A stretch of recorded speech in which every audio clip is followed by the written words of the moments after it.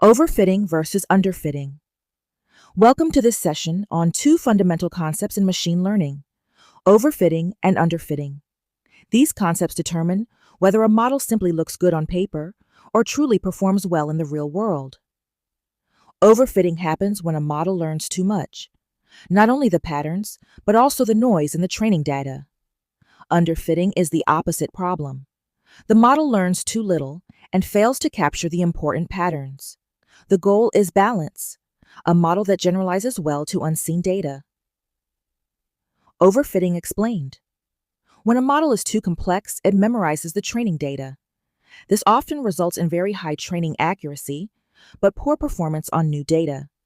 For example, a decision tree with too many branches can fit every detail in training, but fail when faced with fresh inputs. Underfitting. Explained. Underfitting occurs when the model is too simple.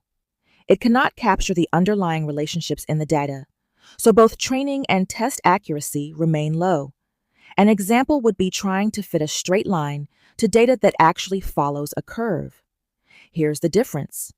Overfitting means a model that is too complex, with high training accuracy but low test accuracy. It usually has low bias but high variance. Underfitting means a model that is too simple, with low accuracy everywhere. It usually has high bias but low variance.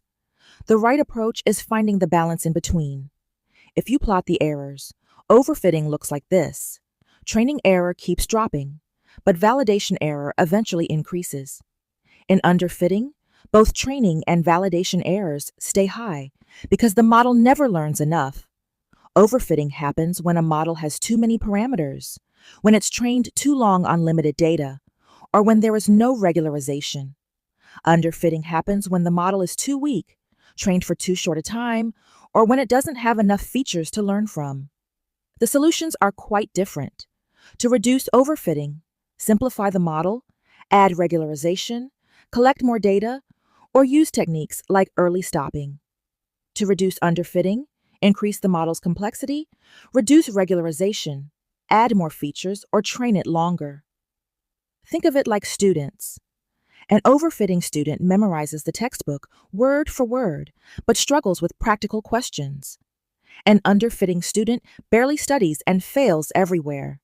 The ideal student understands the concepts and applies them in different scenarios. That's exactly what we want from a good model. Conclusion.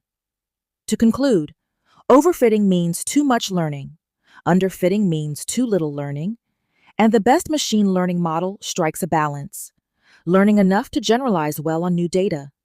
That balance is the secret to strong performance in the real world.